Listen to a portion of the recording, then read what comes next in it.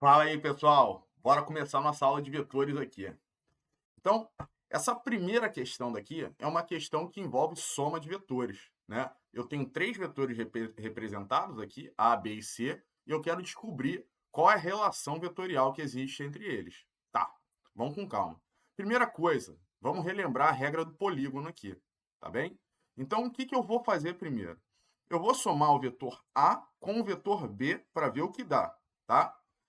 Utilizando a regra do polígono, o que nós podemos afirmar, pessoal? Para utilizar essa regra, basta eu unir a extremidade de um vetor com a origem de outro, tá bom? Então, eu vou pegar aqui a extremidade do vetor A, que eu já representei aqui, e unir com a origem do vetor B, tá bom? Então, tá aqui o A e o B. Quem vai ser nosso vetor soma? Só relembrando aqui, né? O vetor soma, pessoal, ele começa na origem do primeiro vetor e termina na extremidade do último. Então, esse daqui seria o nosso vetor soma, que eu vou chamar de S. Bom? E comparando, né, o S com o C, o que nós percebemos? Que ambos os vetores possuem o mesmo módulo, porém, orientações opostas, né? Vamos descobrir qual é a nossa resposta aqui? Notem o seguinte, eu tenho que A mais B é igual a S,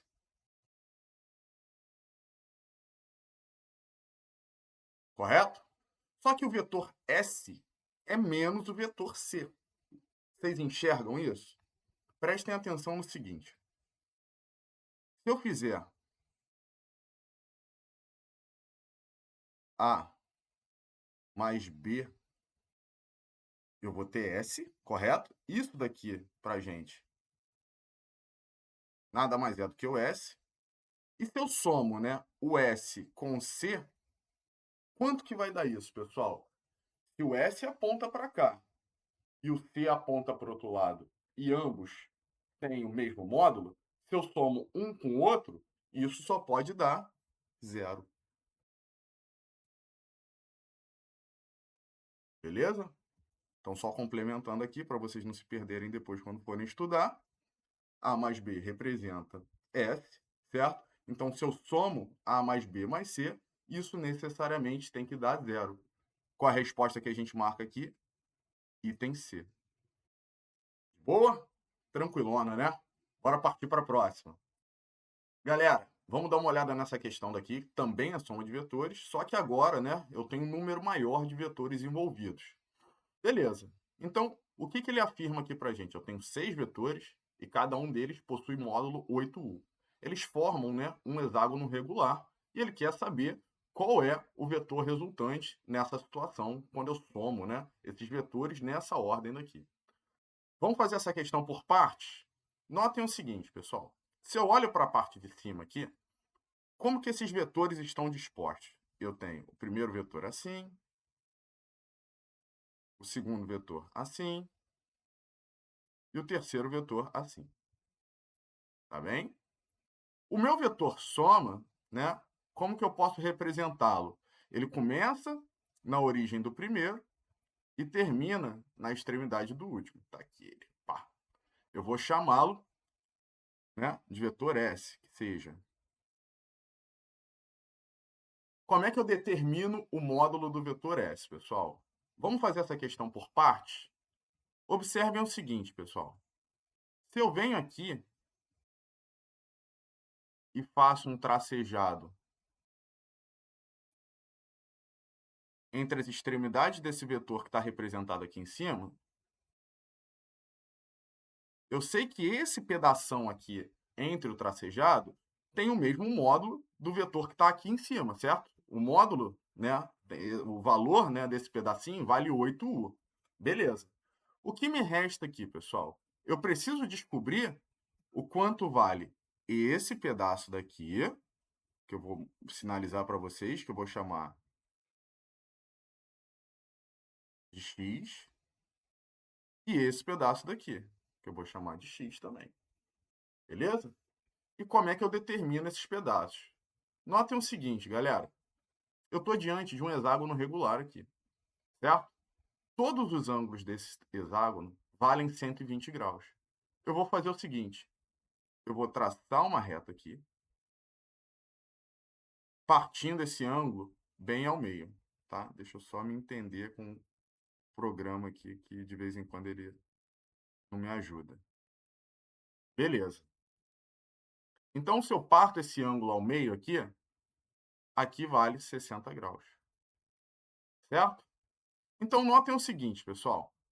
Se eu tenho esse ângulo ali, que vale 60 graus, eu sei que aqui, na minha hipotenusa, eu tenho 8U de valor. Aqui é x e aqui é 60. Eu sei estabelecer, né, relembrando da trigonometria, uma relação entre x, 60 graus, e a hipotenusa. Por quê? X dividido por 8 nada mais é do que cosseno de 60 graus. E cosseno de 60 graus, se você bem lembra, né, vale 1/2. Acompanha a setinha para você não se perder. Eu tenho aqui que x sobre 8 é igual a 1/2. Passo o 8 para o outro lado no numerador multiplicando. Então, você vai ter que x igual a 8 sobre 2. Isso daqui vai dar para a gente 4U. Então, você sabe agora que esse pedacinho daqui vale 4U e esse pedacinho daqui vale 4U. Essa parte daqui que falta vale 8U. Então, você descobre que o módulo do S é 4U mais 8U mais 4U. O módulo do S dá 16U. Aí você pode vir aqui, né, meio desesperado e marcar 16U, mas calma. Isso daqui é só a parte de cima, pessoal. Eu somei os 3 vetores que estão na parte superior da minha figura. Falta somar os vetores que estão na parte de baixo. Só que pela simetria, o que vocês podem observar? Que a soma dos vetores da parte de baixo também vai dar 16U. Então, qual é a minha resposta final? Vai ser 16U mais 16U, que dá 32U. E a nossa letra D. De boa? Tranquila, né? Pessoal, essa daqui é uma questãozinha da EAR, né, do ano de 2015. E o que ele quer saber nessa questão? Primeira coisa, ele afirma para a gente que nosso avião ele se desloca aqui com uma velocidade de 16 km por hora de módulo, tá bom? Então, você vem aqui e bota, né? VA é 16 km por hora. E esse avião está numa região onde o vento possui uma velocidade de módulo 5 km por hora. Você bota aqui.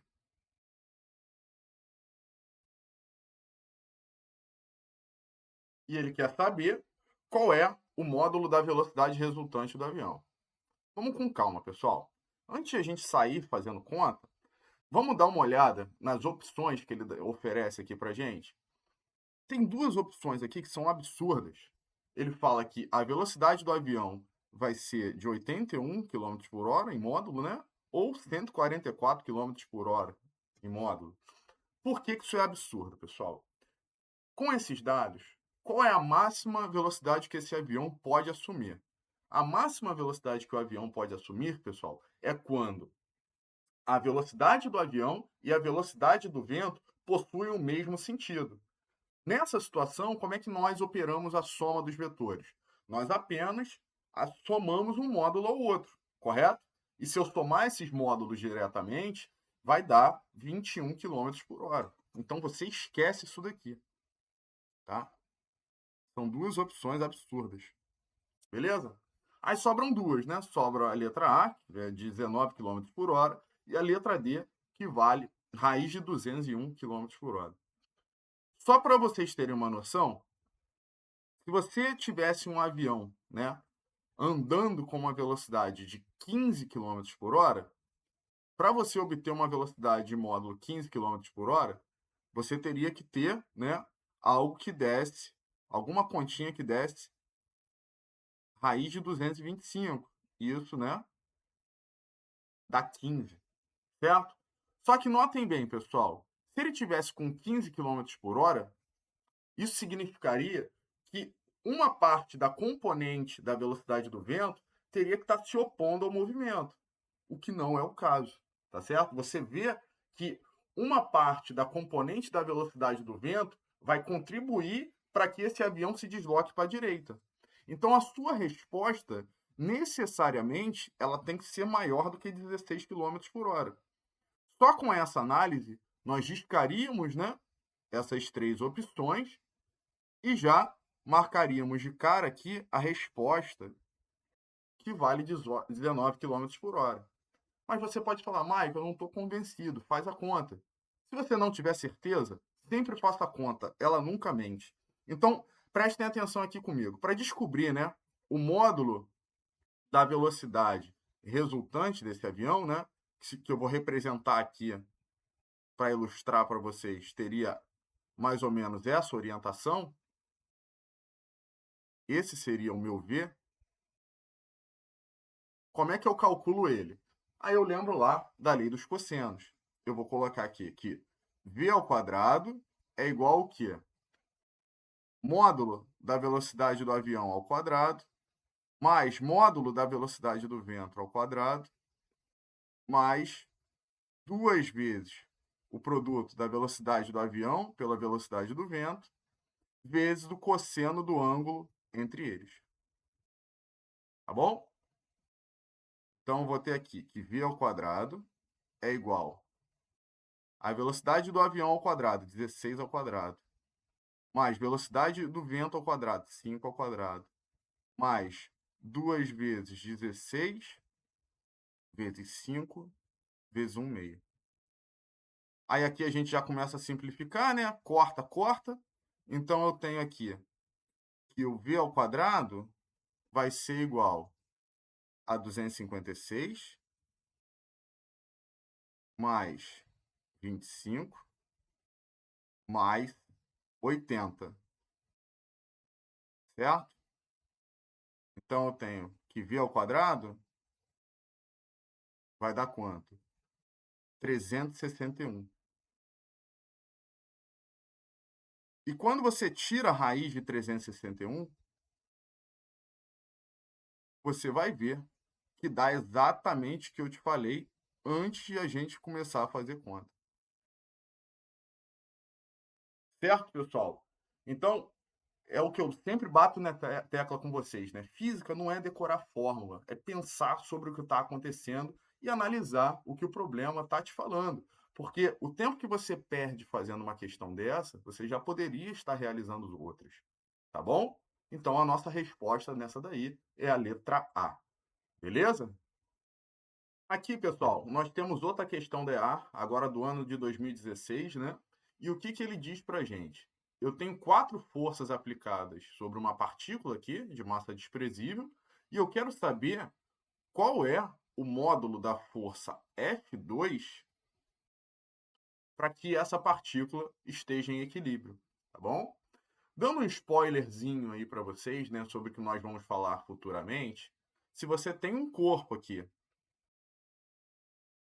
e você quer que esse corpo esteja em equilíbrio, a condição para esse corpo estar em equilíbrio, pessoal, é que as forças que atuam sobre esse corpo, quando somadas, elas têm que se cancelar, tá bom? Então, estou representando aqui forças genéricas atuando sobre um certo corpo, e se eu quero que ele esteja em equilíbrio, a condição necessária para isso, né, desde que ele seja um corpo pontual, é que F1 mais F2 mais F3 mais F4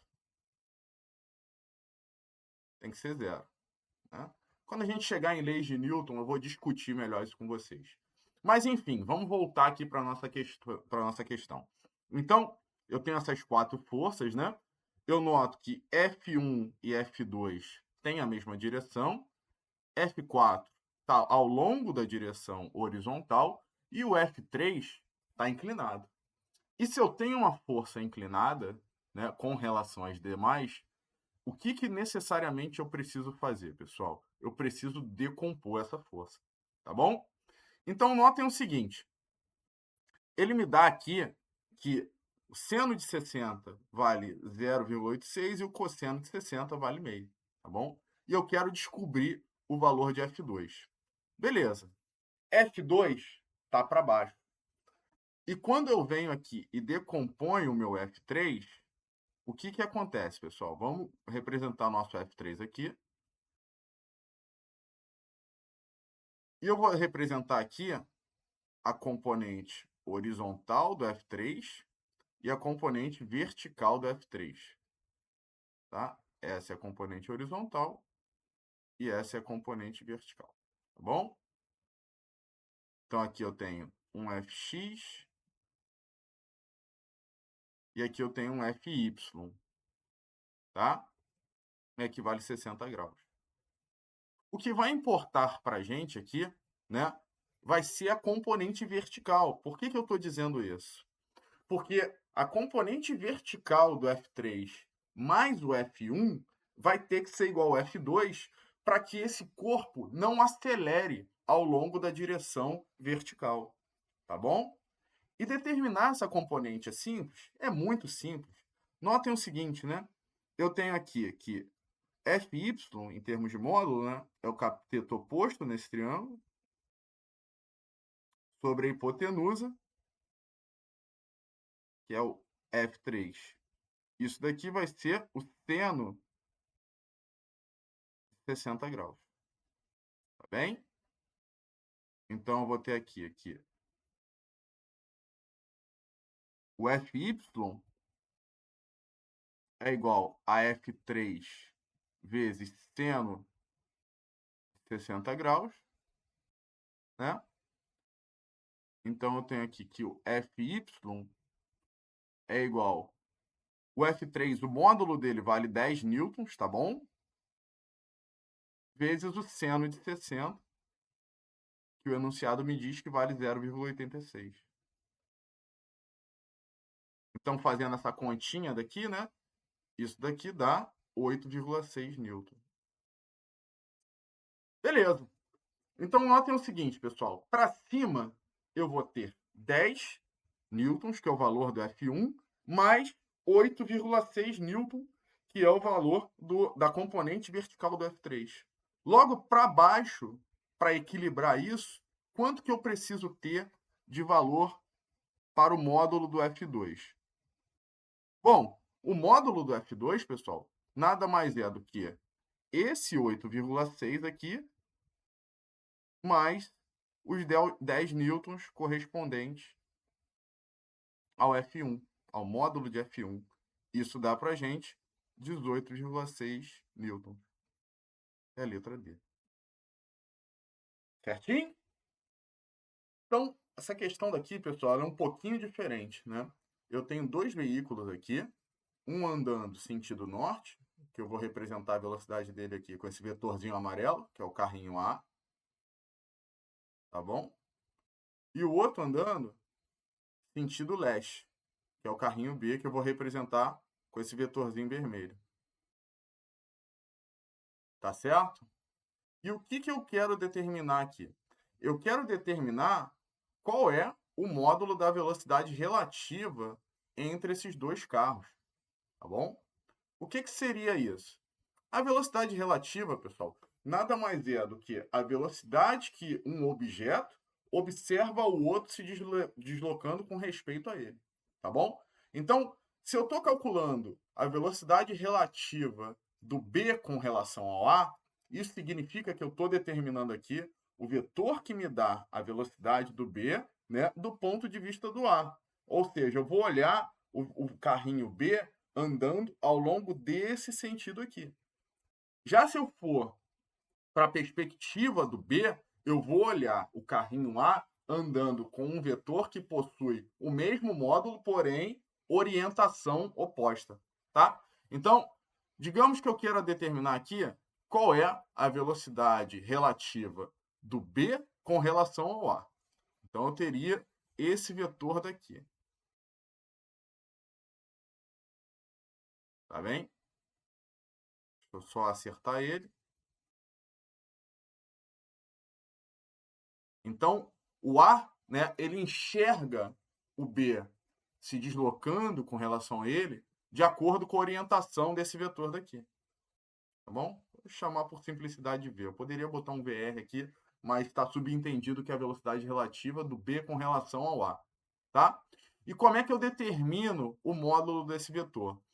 Como essas duas velocidades são perpendiculares entre si, galera, basta apenas eu utilizar o teorema de Pitágoras, certo? Então, eu vou escrever aqui.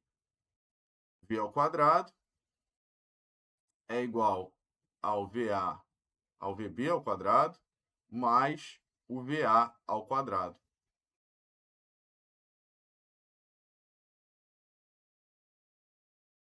Tá? Deixar tudo de preto, né? Senão eu perco muito tempo com vocês. Só para escrever coisas simples. Então, vou ter aqui que VA ao quadrado vai ser, no lugar de VA, eu vou botar 45 ao quadrado. No lugar de VB, eu vou botar 60 ao quadrado. E se vocês fizerem essa continha, isso daqui vai dar 75 km por hora. Tá bem? Podem usar calculadora, não tem problema não. Na aula é bem de boa. Beleza, pessoal? Então, o carro A enxerga o carro B se deslocando, né, com respeito a ele, com uma velocidade de módulo de 75 km por hora. E o B, né, enxerga o A se deslocando com essa velocidade, porém no sentido oposto. Tranquilo? Então, velocidade relativa não tem muito mistério, tá bom?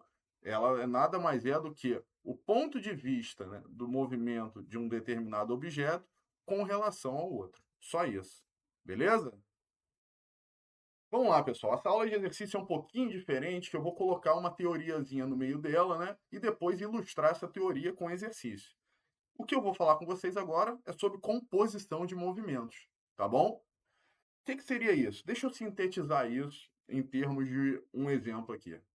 Voltando para o Márcio, ele está indo matar a aula dele e pegou um ônibus, né, até para poder chegar no Rio. Beleza. Então você está observando esse ônibus passar, você está aqui na Terra, né, você é o observador.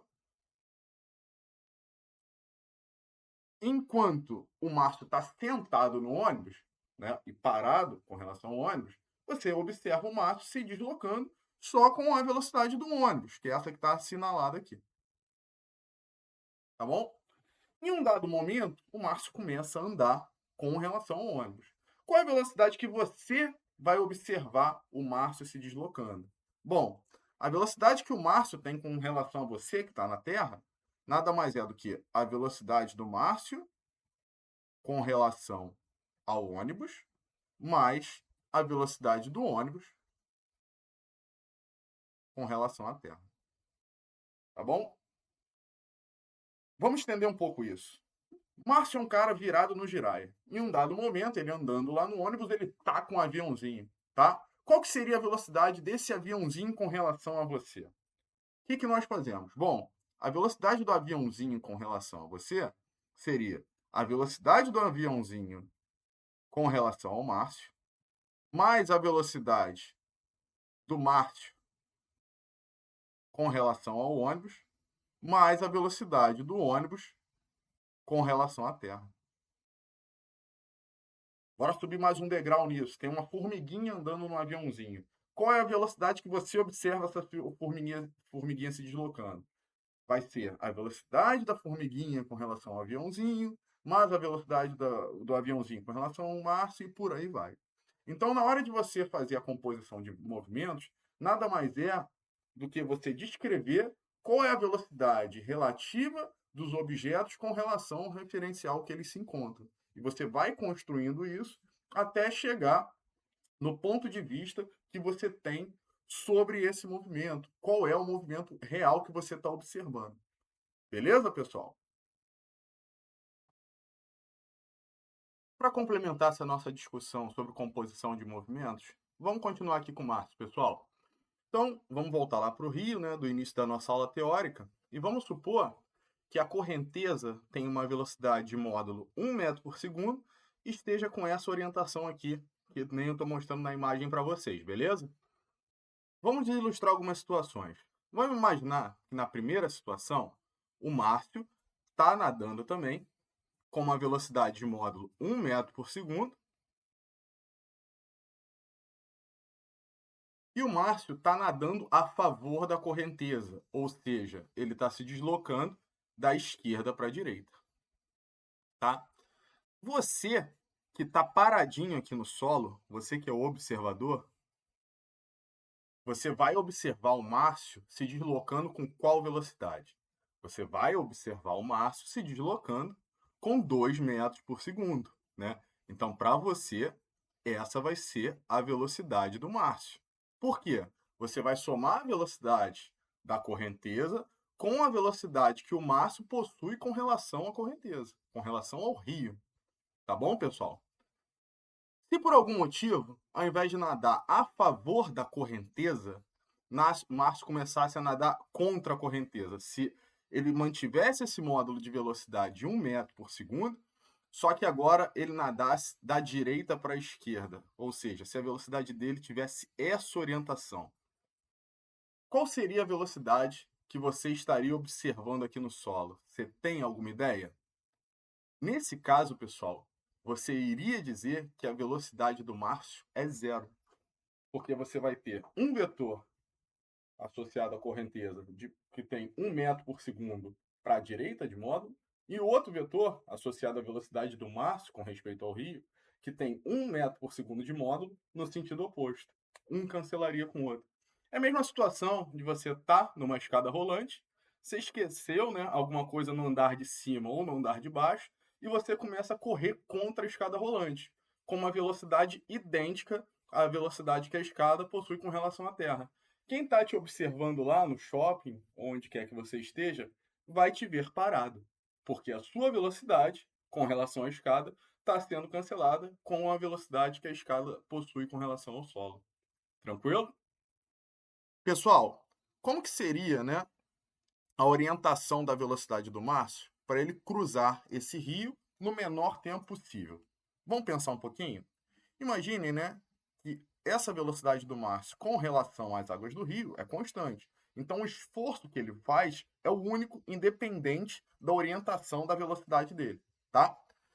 Se o Márcio tiver uma velocidade que possua, por exemplo, essa inclinação daqui, velocidade do Márcio com relação às águas do rio, o que vai acontecer? Esse vetor daqui, pessoal, ele pode ser decomposto num vetor que possui uma direção ao longo da direção da correnteza, né? E um vetor perpendicular à direção da correnteza, né? Lembrando que quem importa para a gente na hora de pensar em tempo de travessia é essa componente daqui, ó. É a componente perpendicular à direção da correnteza, tá bom? Então, qual é a sacada mais esperta nessa situação? Cara, se qualquer vetor que eu tenha inclinado, correspondente à velocidade do Márcio, uma das componentes vai estar ao longo no sentido da correnteza ou no sentido oposto da correnteza, o que eu posso pensar? Eu não preciso dessa componente horizontal para atravessar o rio mais rápido. Eu posso colocar todo o meu esforço ao longo da vertical. E aí sim, eu otimizo esse tempo de travessia. Então, beleza. A gente vem aqui, né, e coloca que essa velocidade do Márcio com relação às águas do rio vai possuir essa orientação aqui, ó. Pan, tá bom? Aí sim, né? Aí você tem essa velocidade do Márcio e a esse vetor você vai somar o quê? Você vai somar a velocidade da correnteza. Então, quem está de fora vai assistir o Márcio descrevendo justamente aquele movimento que eu mostrei para vocês no iniciozinho do vídeo, ao longo desse sentido, tá bom? Esse sujeito aqui, ó, ele observa o Márcio andando ao longo dessa direção. Beleza, pessoal? Ou seja, nessa configuração, o Márcio atravessa o rio no menor tempo possível, mas ele não percorre a menor distância possível. Como que seria a orientação da velocidade do Márcio para que ele atravessasse esse rio percorrendo a menor distância possível? Bora ver? Galera, para o Márcio percorrer a menor distância possível, a trajetória dele tem que ser retilínea. Isso é ok para vocês, beleza? Então, quem está de fora tem que ver o Márcio traçando uma trajetória como essa, logo a velocidade do Márcio vai possuir essa orientação daqui, tá bom? Show! E como é que você obtém esse vetor velocidade? Ele é obtido, pessoal, através da soma da velocidade da correnteza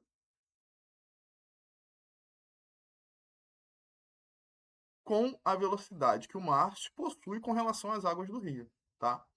Como nós vimos na regra do polígono, lá na soma de vetores, né? Sempre que eu somo dois vetores, eles não estão ao longo da mesma direção, a figura que vai se formar aqui é um triângulo, tá bem? Então eu venho aqui e completo esse triângulo com esse vetorzinho aqui, tá bom? Esse vetor nada mais é do que a velocidade do Márcio com relação às águas do rio, né? Notem que ele está inclinadinho. Mas por que ele está inclinadinho? Vamos entender melhor isso daqui? Ao representar a velocidade do Márcio, pessoal, inclinadinha, né? O que nós podemos imaginar? Bom, esse vetor que representa a velocidade do Márcio, de que maneira ele pode ser construído? Simples, né? Você pode pensar que é um vetor que tem uma componente. Opa, deixa eu só mudar aqui. Que tem uma componente vertical para cima, certo? E você está somando esse vetor com outro que tem uma componente horizontal apontando para a esquerda. Tá certo? Você pode desconstruir o vetor associado à velocidade que o Márcio possui com relação às águas do rio. Beleza? Então, isso daqui é minha componente vertical e essa daqui é minha componente horizontal da velocidade do Márcio com relação às águas do rio. Tá bem, pessoal? E aí, no final das contas, eu posso pensar que esse vetor já não existe mais e eu vou trabalhar apenas com as componentes que constroem esse vetor. Se eu penso dessa forma, notem o seguinte: na hora de fazer a composição, o que nós vamos observar, pessoal? Que para o Márcio se deslocar ao longo da vertical, a componente horizontal da velocidade dele tem que se cancelar com a velocidade da correnteza do rio. De forma que quem está lá na beira do rio vai observar o Márcio se deslocando apenas com a sua componente vertical da velocidade.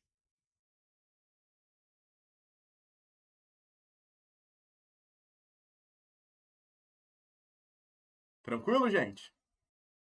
Aproveitando, pessoal, o exemplo do Márcio nadando no rio, eu vou trazer para vocês aqui uma questão de 2017 do Enem que ilustra uma situação muito semelhante. Então, notem bem, eu tenho um barquinho aqui, tá? E esse barquinho, ele trafega com velocidade constante ao longo desse rio. Ou seja, se a velocidade do barco é constante, ele vai descrever um movimento uniforme. Tá bem? Com relação às águas do rio. Porém, você tem uma velocidade da correnteza aqui. E o que o enunciado me diz? Me diz que a velocidade da correnteza varia uniformemente, de forma que quanto mais próximo do meio do rio, maior essa velocidade. Então, eu vou botar aqui que a minha velocidade da correnteza, né, ela é um UV que depende, né, da distância que o barco se encontra das margens do rio. E ele pede aqui para a gente analisar qual é a melhor alternativa. Vamos riscar o que não faz sentido algum de cara. Primeira situação, essa daqui, a B. O que acontece aqui na B? Seu barco vem, descreve uma trajetória retilínea e chega um dado momento, ele só está sujeito à velocidade da correnteza? Não faz sentido algum isso daqui. Elimina. Aqui é algo semelhante, né? Parece que até chegar num determinado ponto do rio, o seu barco só tem velocidade associada ao motor, né? E depois parece que desliga o motor e ele só é movido pela correnteza. Não é isso que acontece, tá bem? O item A, o que ele mostra para a gente? O item A é a situação onde o barco tem uma velocidade constante com relação às águas do rio e a correnteza também tem uma velocidade constante com relação à terra. Então, pode esquecer. Sobra para a gente a letra D e sobra também a letra E. Qual que é a correta? Notem o seguinte, pessoal. Quanto mais próximo eu estou do meio do rio, maior vai ser a minha componente da velocidade ao longo do sentido que a correnteza está levando esse barco. Tá certo? Então, a tendência é que eu me desloque muito mais ao longo da horizontal do que ao longo da vertical. E é isso que diferencia a letra D da letra E. Na letra E, eu noto que conforme eu vou me aproximando do meio do rio, né, a minha componente vertical da velocidade vai aumentando. Não é o que acontece. É justamente o contrário. E é por isso que a gente vem aqui e marca como resposta a letra D. De boa, gente? Você sabia que ao longo de um pneu, todos os pontos, desde que esse pneu esteja em movimento, eles vão ter velocidades diferentes?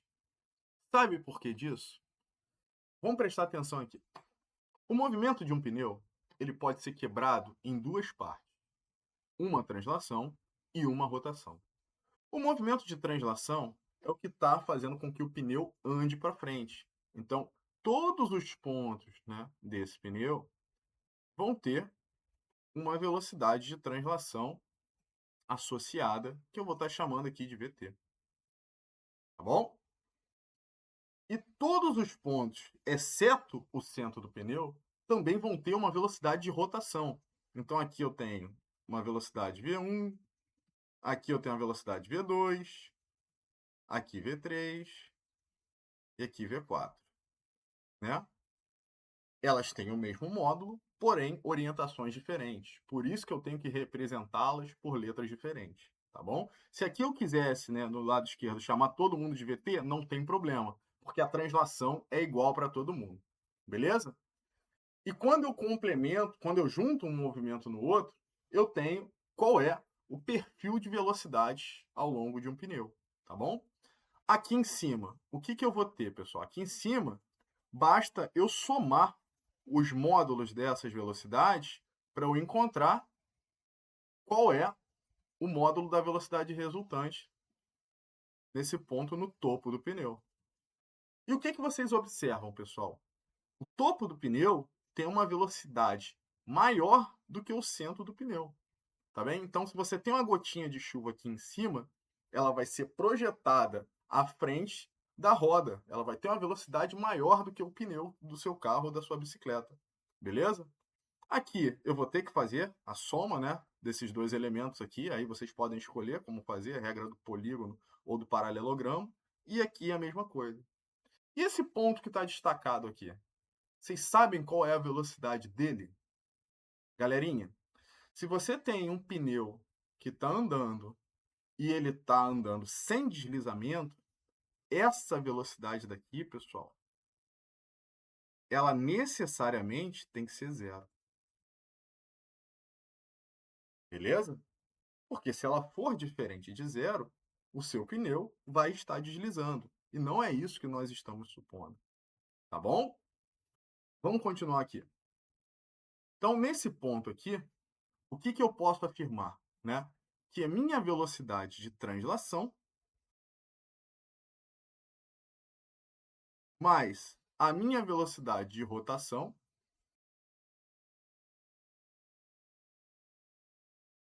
ela tem que ser igual a zero. Só relembrando, né? A velocidade de rotação é igual a ômega vezes r, tá bom? Isso é verdade para todos os pontos ao longo dessa circunferência. Então você consegue estabelecer aqui uma relação entre o módulo da velocidade de translação e o módulo da velocidade de rotação, nesse caso em específico. Você vê que o módulo da sua velocidade de translação também é ômega vezes r. Tá bem? E agora a gente consegue construir, né, qual é o perfil de velocidade ao longo desse pneu. Então, observem bem, pessoal. Aqui em cima, no topo do pneu, eu vou ter um vetor grandão aqui, pá, né, apontando para a direita, que vai estar representando a velocidade desse ponto, beleza? Chamo ele de V do topo. Aqui no meu lado direito, como é que vai estar a orientação desse meu vetor? Bom, esse meu vetor aqui, né, desse ladinho, ele vai estar com uma orientação mais ou menos assim. Por que que ele possui, né, essa orientação? Porque ele é obtido através da soma de um vetor que aponta para a direita mais um vetor que aponta para baixo. Isso daqui é qualitativo, tá, pessoal? A orientação real dele, você precisaria, né, dos valores das velocidades e tudo para você poder botar uma inclinação decente aqui, tá bom? E se esse ponto é justamente no meio da circunferência ou não, tá? Então aqui eu vou chamar esse cara da minha velocidade da direita. O ponto que está em contato com o solo é o mais fácil, né? Esse cara tem velocidade zero, porque eu estou supondo que não tem deslizamento. O centro da minha circunferência, né, só tem a velocidade de translação, tá bom? Aqui, para não confundir com a velocidade de translação, vou botar V topo. Botei VT, VT, né? E o lado esquerdo, como é que vai ficar o perfil de velocidade? Notem, eu tenho um vetor que aponta para a direita e outro que aponta para cima, né? Então aqui eu vou ter algo, mais uma vez, né, de forma bem qualitativa. Opa, tem essa orientação, mais ou menos, que é meu V da esquerda.